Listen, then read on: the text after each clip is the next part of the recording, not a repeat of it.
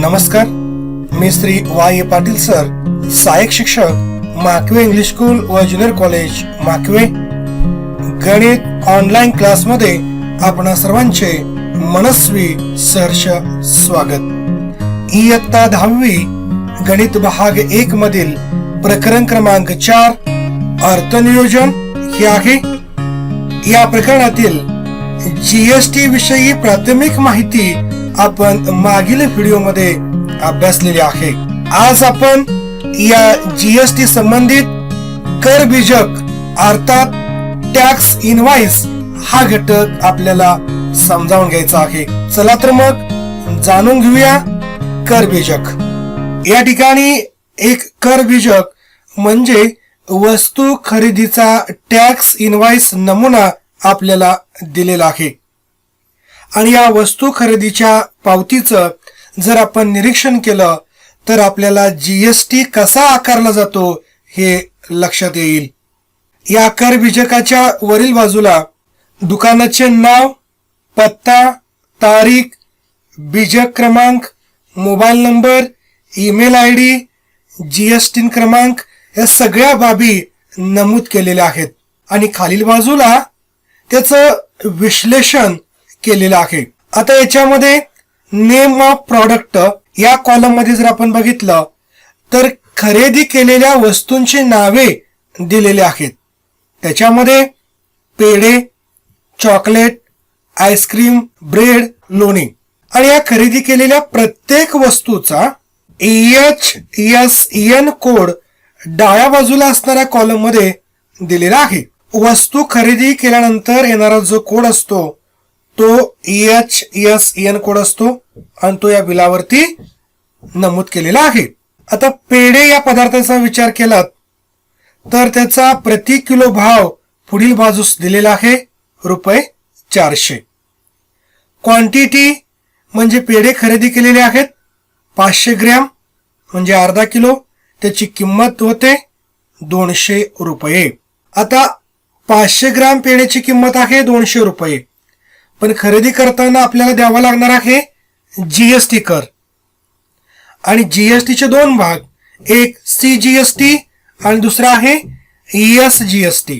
आता CGST column मध्ये जर बघितलात तर दर आहे 2.5% म्हणजे 200 चे 2.5% ने ₹5 होतात. म्हणून केंद्राचा कर CGST आपल्याला द्यावा लागणार आहे ₹5. अशाच पद्धतीने पुढील बाजूला ESGST म्हणजे राज्याचा कर आणि त्याचा दर आहे तितकाच 2.5% म्हणजे 200 चे 2.5% ने ₹5 होतात. आता एकूण पुढे द्यावे लागतात आपल्याला ₹210. आपण जर या ओळीचं निरीक्षण केलं तर ₹200 ही मूळ किंमत, त्याला करपात्र किंमत म्हणतात. आपण CGST दिला ₹5, ESGST दिला ₹5, अशी एकूण दिले किती ₹210. 210 या किमतीला बीजक मूल्य असे म्हणतात. यामध्येच आपण CGST आणि ESGST एकत्र करून एकूण जीएसटीचा दर सांगू शकतोय आणि एकूण जीएसटीचा दर असणार आहे 2.5 अधिक 2.5 म्हणजेच 5%. अर्थात जीएसटीची किंमत होते 5 अधिक 5 बरोबर ₹10. याच पद्धतीने चॉकलेट या पदार्थाचा विचार आपण केला तर याच्यामध्ये दर आहे ₹80, क्वांटिटी आहे 1 बार, मूळ किंमत आहे ₹80. या ₹80 वरती CGST दर आहे 14%. 14% ने ₹11.20 होतात. पुढे ESGST दर आहे 14%, ₹11.20 होतात. अशी एकूण द्यावे लागतात ₹102.40. याच्यामध्ये ₹80 ही करपात्र किंमत आहे. जीएसटीचा दर होतो 14 अधिक 14 बरोबर 28%.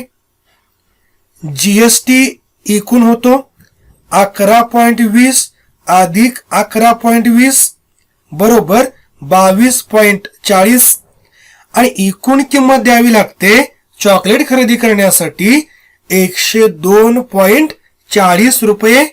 या किमतीला बीजक मूल्य असे म्हटले जाते. तिसरा पदार्थ आहे आईस्क्रीम. दर आहे रुपये 200. क्वांटिटी आहे एक पॅक. एक पॅकची किंमत आहे 200 रुपये. केंद्राचा कर CGST 9% ने 18 रुपये द्यावे लागतील. ESGST राज्याचा दर आहे 9%, द्यावे लागतील 18 रुपये. अशी एकूण आईस्क्रीम खरेदी करण्यासाठी द्यावे लागतात 236 रुपये. यामध्ये 200 रुपये ही करपात्र किंमत आहे. एकूण जीएसटीचा दर होतो 9% अधिक 9% बरोबर 18%. एकूण जीएसटी द्यावा लागतो 18 अधिक 18 बरोबर 36 रुपये. आणि एकूण किंमत आपल्याला द्यावी लागणार आहे 236. म्हणून या किमतीला बीजक मूल्य असं म्हटलं जातं. पुढचा पदार्थ आहे ब्रेड. किंमत आहे रुपये 35. क्वांटिटी आपण घेणार आहोत एक पॅक. त्याची किंमत आहे 35. 35 वरती CGST 0%, ESGST 0%. आता ब्रेड साठी कोणताही जीएसटी आकारलेला नाही, कारण ब्रेड ही जीवनावश्यक वस्तू आहे. आपण याच्यामध्ये विश्लेषण करू शकतोय. 35 ही करपात्र किंमत आहे. जीएसटीचा दर आहे 0%, जीएसटी आकारलेला आहे 0 रुपये आणि बीजक मूल्य आहे 35 रुपये. आता शेवटचा पदार्थ आहे लोणी. प्रति किलो दर आहे रुपये 500. क्वांटिटी आहे 250 ग्रॅम. त्याची किंमत होते 125 रुपये आणि त्याच्यावरती केंद्राचा दर आहे 6%. 125 चे 6% ने होतात 7.50 रुपये. असाच ESGST 6%, किंमत होते 7.50 रुपये. एकूण द्यावे लागतात 140 रुपये. यामध्ये 125 रुपये ही करपात्र किंमत आहे. जीएसटीचा दर होतो 6% अधिक 6% बरोबर 12%. याच्यामध्ये एकूण जीएसटी दिलेला आहे 7.50 अधिक 7.50 बरोबर 15 रुपये आणि 140 रुपये ही बीजक मूल्य किंमत आहे. या वस्तू खरेदीच्या बिलाचा जर आपण विचार केला तर CGST एकूण दिलेला आहे, म्हणजे केंद्राचा कर 41.70, राज्याचा कर अर्थात ESGST 41.70. या दोन्हींची बेरीज होते 83.40 रुपये. या वस्तू खरेदीच्या टॅक्स इनवॉइस मध्ये जर आपण पाहिलं तर एकूण आपण जीएसटी दिलेला आहे 83.40 रुपये. या ठिकाणी आपण वस्तू खरेदीचा टॅक्स इनवॉइस अभ्यासला. आता पुढे आपल्याला सेवा पुरवल्याचा टॅक्स इनवॉइस नमुना अभ्यासायचा आहे. एक सेवेशी संबंधित नमुना आपल्याला दिलेला आहे आणि या बिलाच्या पावतीचं आपल्याला निरीक्षण करायचं आहे. याच्यामध्ये आकारलेला जीएसटी आपल्याला समजावून घ्यायचा आहे. त्याचबरोबर या बिलाच्या पावतीमध्ये रिकाम्या जागा सुद्धा आपल्याला भरायच्या आहेत. वरील बाजूस दुकानदाराचा पत्ता, जीएसटी क्रमांक, बीजक क्रमांक, तारीख नमूद केलेले आहे. आपण कोणकोणत्या गोष्टी मागवलेल्या आहेत त्याची यादी फूड आयटम्स या कॉलम मध्ये दिलेली आहे. प्रामुख्याने त्याच्यामध्ये कॉफी, मसाला टी, मसाला डोसा इतक्या गोष्टी आपण मागवलेल्या आहेत.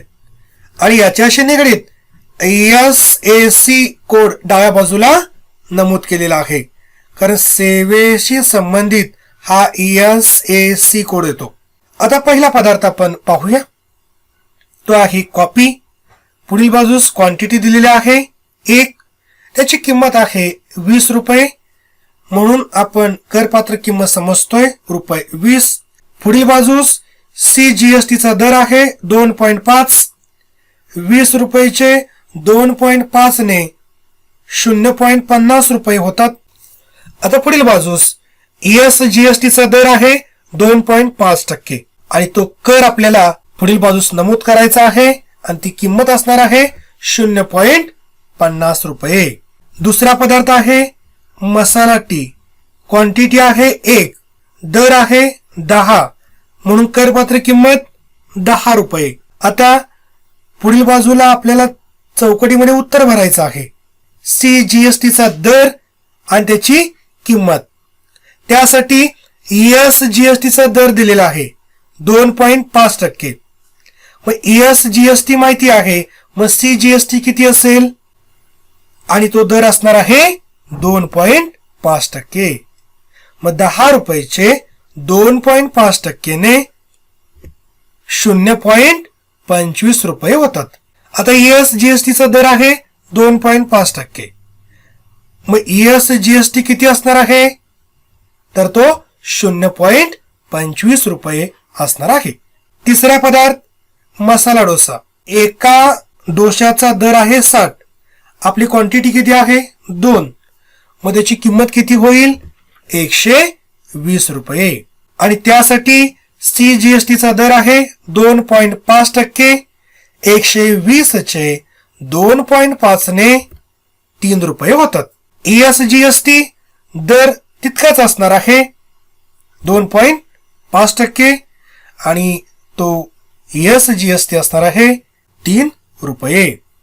यामध्ये एकूण करपात्र किंमत बेरीज करून खालील बाजूला नमूद करता येईल आणि ती किंमत असणार आहे 150 रुपये. एकूण CGST दिला किती त्याची बेरीज आपण खालील बाजूला नमूद करूया 3.75 रुपये. तेवढीच किंमत येणार आहे ESGST ची 3.75 रुपये.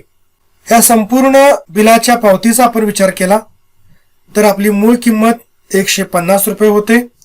याला करपात्र किंमत म्हणतात.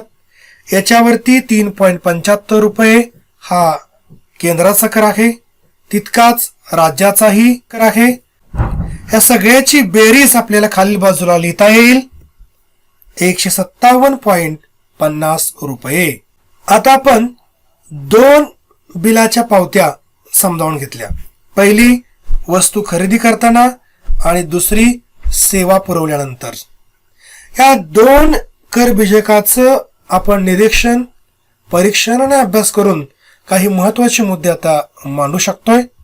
त्याच्यामध्ये मुद्दा क्रमांक 1 केंद्राचा CGST व राज्याचा ESGST समान असतो. नंबर 2 ज्या किमतीवर कर आकारला जातो त्या किमतीला करपात्र किंमत म्हणतात.